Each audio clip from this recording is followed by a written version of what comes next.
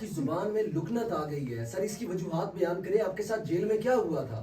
تو مجھے نہیں سمجھ رہی یار، ڈاکٹر الگ الگ باتیں بتاتے ہیں اور الگ الگ قسم کے علاج بھی بتاتے ہیں. یہ لکنت اب نہیں ہے، یہ رضی جانتے ہیں یہ کتنا زیادہ پرابلم تھا. اب تو بالکل میں اگر جتنا آہستہ ڈاؤن بولتا ہوں اور یعنی میں قرآن پاک پڑھنے میں نہیں ہے مجھے پرابلم، اور میں چاہے 2 4 5 صورتیں بھی پڑھ دوں ایک ساتھ، کوئی پرابلم نہیں ہے. جیل میں تو نہیں ایسا کچھ؟ بچوں کے ساتھ بولنے میں ہم نے محسوس کیا کہ وہاں پہ بھی کم ہے.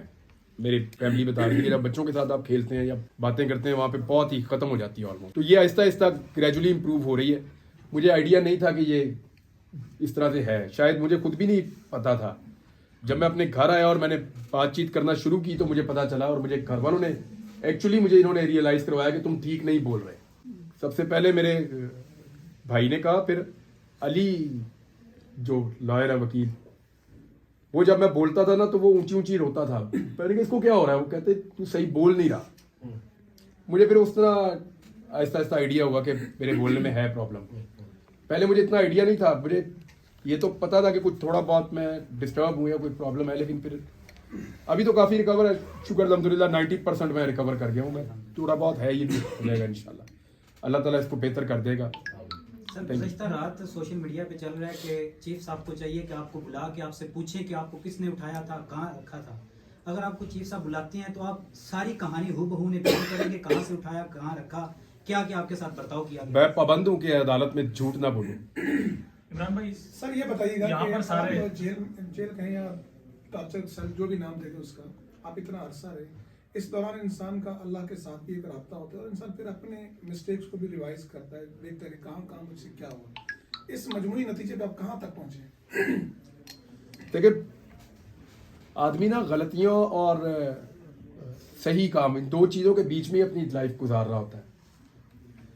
تو آپ کو انالیسس کرنے کا موقع اکثر ملتا رہتا ہے. کبھی جھٹکا لگنے سے ملتا ہے، کبھی ویسے بھی آپ کو ملتا رہتا ہے. تو ہر دن آدمی کو کچھ نہ کچھ سکھاتا ہے. پہلے بھی ایسے ہی تھا، یعنی یہ جو میں نے ایک معاملے پہ آج بھی معذرت کی، ایسا نہیں ہے کہ میں نے قید ہونے سے پہلے نہیں کی تھی، پہلے بھی کی تھی.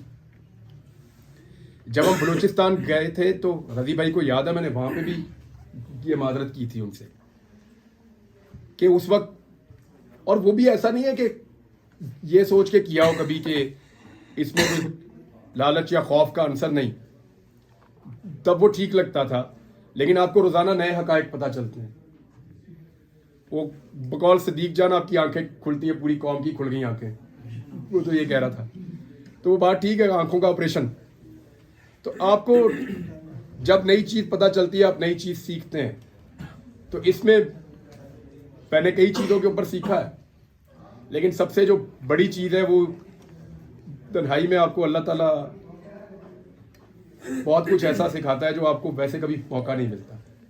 یہ بات آپ کی ٹھیک ہے، بالکل ٹھیک بات ہے.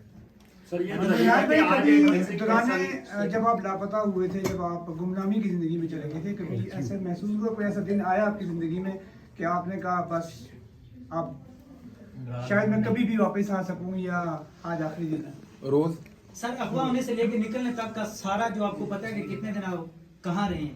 اور سر اس میں یہ بھی ایڈ کرنا، یہاں پر بھی سارے صحافی ہیں، تو خدا نہ خواستہ کبھی کسی صحافی کے ساتھ اس طرح سے ہو سکتا ہے. تو وہاں پر احوال جس طرح سے بھائی نے پوچھا، لیکن وہاں پر مین چیز جو ہے کہ کس طرح بندہ ڈٹ سکتا ہے کسی اپنے پوائنٹ. اللہ نہ کرے کبھی کسی کو ایسی تکلیف سے گزرنا پڑے. اللہ نہ کرے، میری دعا ہے آپ سب کے لیے، اللہ کسی کو بھی ایسی تکلیف سے نہ گزارے.